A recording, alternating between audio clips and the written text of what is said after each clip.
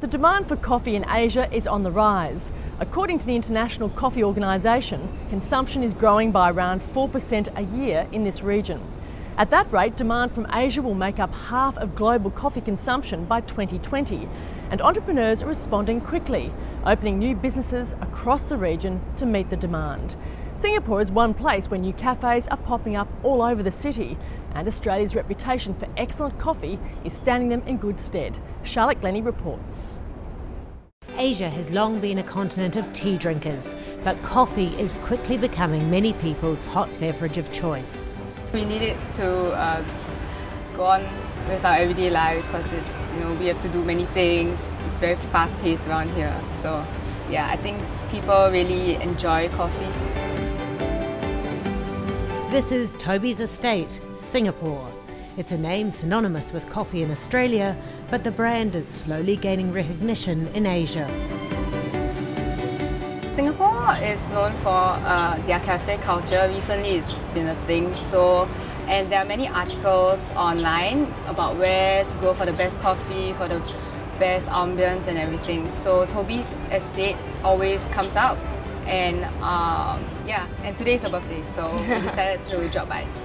The coffee entrepreneur, who started out in the 90s roasting beans in his mother's garage in Sydney, opened his Singapore cafe 3 years ago. This would be Toby Smith's Asia hub, from which he planned to expand his empire. Australia is very closely related to Asia.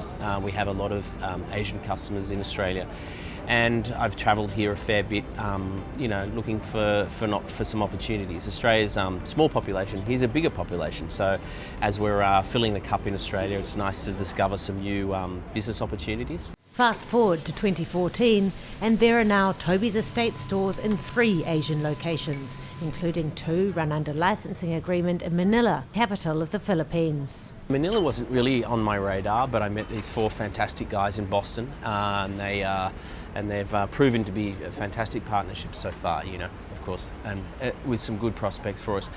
Manila again is an example of a country it's got a good sized population. It's developed. They've had Starbucks and a few other chains in there to bring them up to speed with a cafe lifestyle. They love it. I mean, Filipinos are. I don't know if it's the Spanish and American occupancy there that has brought them into this very social world, but they love sitting around drinking coffee and talking all day, so it's perfect. Toby says he's worked hard to understand his Asian customers.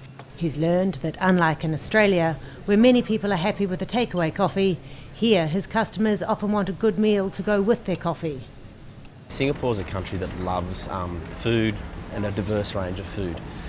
It's embraced wines and beers when people thought Asians wouldn't, and the same with coffee. We've seen here since we opened, and even before, people have been really interested in this Asian market because of that mentality. And here, I mean, Singapore's, if not already, has got plenty of places to drink and find great coffee, and it's just going to get better. So it's becoming a real coffee hub and an example to the rest of Asia. Dividing his time between Australia, the US and Asia, Toby oversees the roasting of beans used to fill thousands of coffee cups right here in his Singapore cafe. The company also roasts beans in a warehouse, which are then shipped to the Manila stores and to wholesale customers in countries including Korea, Taiwan, China, Sri Lanka and Indonesia. In Indonesia, Toby is also helping to train baristas and wait staff with a view to opening more stores under licensing agreement. Indonesians are Asia's second largest coffee consumers after the Japanese. So the licensing agreement comes with some terms and conditions. We like to protect our brand and keep the standards, quality of delivery of what's behind that brand. From the quality of the cup of coffee and what it represents, and the voice and message behind it is very important.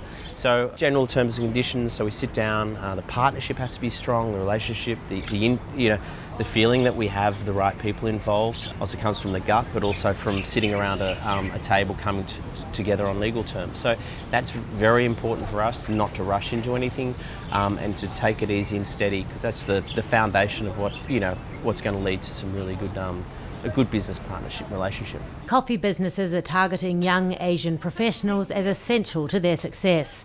Here, drinking coffee is fashionable. The coffee is really great, it's rich. I had to have the double shot. And it's one of the best coffees I've ever had actually, around here. It's an increasingly crowded marketplace, but demand is strong for the Australian brand. The owner of Singapore's Dimbula coffee shops has built his name on it too, but in a completely different way. While Toby's estate built its reputation in Australia first, Chris Wandon's only ever owned coffee shops in Singapore, but Australia is essential to his business. My Dimbula business here in Singapore actually started in Australia, in the far north Queensland on the tablelands. Where about 18 years ago I bought some farmland, decided it was a great place to grow coffee, and it sort of blossomed from there. So at the time I lived in Singapore, and it seemed a sensible idea because this was an underserved market to actually bring Australian coffee here, managing the value-added chain every step of the way, and therefore being able to give a quality cup of coffee in this region. Chris Wandon trademarked Dimbula, named after a small town near where his coffee is grown in Australia, and around 2001 he quit his high-powered corporate job and has been in the coffee business ever since. He now has 6 Singapore stores, including 5 in the CBD within a 400-metre radius of each other. When I first started, my focus was expats. It was for what I called my stressed investment bankers. That was the demographic I was looking for. That's still our focus, but what we've found is that by satisfying that group, and they are a very demanding group, we have broadened out our demographic to the point where I can go into some of my stores and there's 80% local Singaporeans around town that are enjoying the Dimbula experience. The coffee still all comes from the far north Queensland tablelands. With beans roasted in Singapore, Chris produces as many as 3,000 cups of coffee a day. And he says demand is growing. Right now the plantation is about 1/3 capacity in terms of what it's capable of doing. So in recognition of this drive to build a business, we are currently planting as hard and fast as we can. I have about 40,000 trees in the nursery which will go in the ground probably in the next 2 to 3 months. The capacity we have in terms of irrigated and prepared land is for about 110,000 trees. So that's a lot of coffee. That's probably equivalent to about 60 or 70 tonne against the current consumption of about 15 to 20. He plans to open more Dimbula coffee shops in Singapore over the next few years, including some open late into the night, selling bistro meals and alcohol too. Similar to Toby's grand plan for Toby's estate, Chris Wandon's also looking for franchise partners to take his brand into other parts of Asia or possibly further afield. And I suspect it will taste as good as it looks.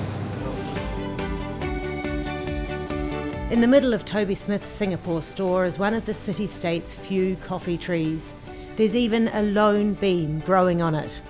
In contrast, this is a coffee market that's buzzing with enthusiasm and potential. Everyone's a competitor, but in the coffee world, but there's a lot of different levels, from instant coffee, capsules, pods, to fresh coffee, specialty coffee, high-end, brewed in Chemexes and filters and pour-overs and espresso machines. So there's a big range there, so there's room for everyone.